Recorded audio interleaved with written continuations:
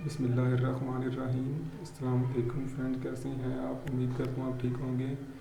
आज हमारी taxation management की असाइनमेंट नंबर 1 है, FIN 623 सेमेस्टर फॉल 2020 की असाइनमेंट हमारी है residential taxes and taxable income के बारे में। चलें क्वेश्चन पढ़ लेते हैं। What is the taxable income of mister Umar for the tax year 2021? Who is earning a monthly basic salary of 1,70,000? Earning the income from agricultural land used for growing flowers and creepers in Pakistan of 5 lakh rupees. Earning income from sale of agricultural produce received by way of price for water supplied to land of 7 lakh rupees. And is entitled to annual medical allowance of 1,30,000 rupees. Friends, ये 1,70,000 rupees जो basic salary है ये monthly है। हम इसे convert कर लेंगे yearly से, तो 12 से मल्टीप्लाई करेंगे तो ईयरली बन जाएगी। जो income from agriculture land use for growing flower and creeper in Pakistan, ये नॉन एग्रीकल्चर इनकम, ये एग्रीकल्चर इनकम है, ये एग्जाम्प्ट हो जाएगी 5 लाख रुपीज़, क्योंकि ये एग्रीकल्चर इनकम है। तो इससे अगली जो बता रहे हैं, earning income from sale of agriculture produce receive by way of price per water supply to land of 7 lakh rupees, ये नॉन एग्रीकल्चर इनकम है, ये फुली टैक्सेबल होगी। 5 लाख रुपीज़ जो फ्लावर्स वाले ये एग्जाम्प्ट होंगे और 7 लाख रुपये फुली टैक्सेबल होगी।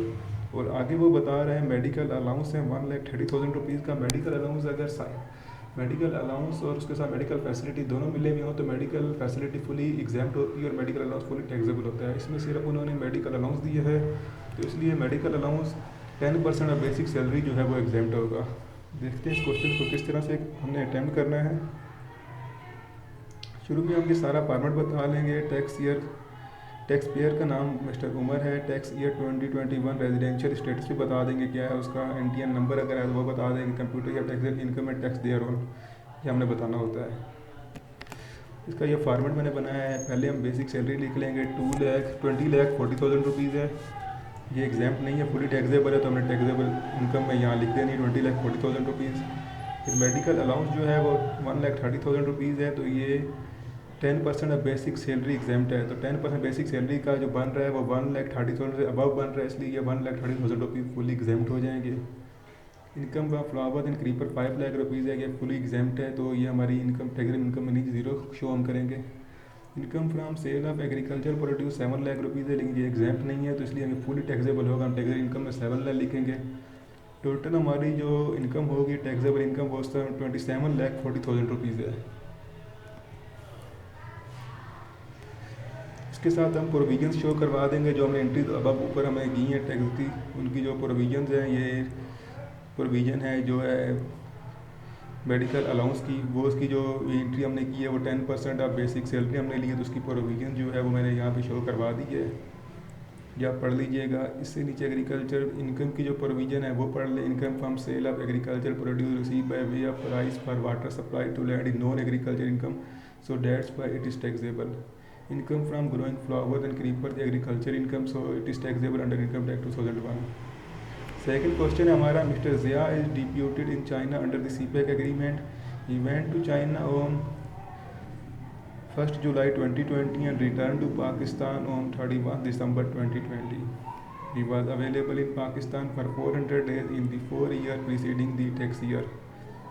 What is his residential status for the tax year 2021, and also mention the section of the income tax ordinance 2001 for the tax year 2021. वो बता रहे हैं कि मिस्टर ज़िया डिप्यूटेड है चाइना के अंदर सीपेक एग्रीमेंट के तहत। ये चाइना में रहा है 1 जुलाई 2020 से और रिटर्न पाकिस्तान वापस आया है 31 दिसंबर 2020 को। ये अवेलेबल रहा है पिछले 4 साल के अंदर पाकिस्तान के अंदर तकरीबन जो करंट ईयर चल रहा है इसे मिलाकर तकरीबन 400 डेज़ का रेजिडेंशियल स्टेटस क्या होगा। तो इसकी प्रोविजन पहले हम देख लेते हैं। अगर an individual shall be resident individual for a tax year if the individual in present in Pakistan for a period amounting in aggregate to 183 days और more in the tax year. अगर एक बंदा 183 डेज और या उससे ज़्यादा रहता है पाकिस्तान के अंदर, तो वो कंसिडर किया जाता है रेजिडेंट इंडिविजुअल। और या फिर कोई बंदा एम्प्लॉई हो फेडरल गवर्नमेंट प्रोविंशियल गवर्नमेंट का और वो उसकी बाहर जॉब की लगी हुई है, तो बेशक 183 डेज से कम ही पाकिस्तान में स्टे करता है तो फिर वो रेजिडेंट कहलाएगा।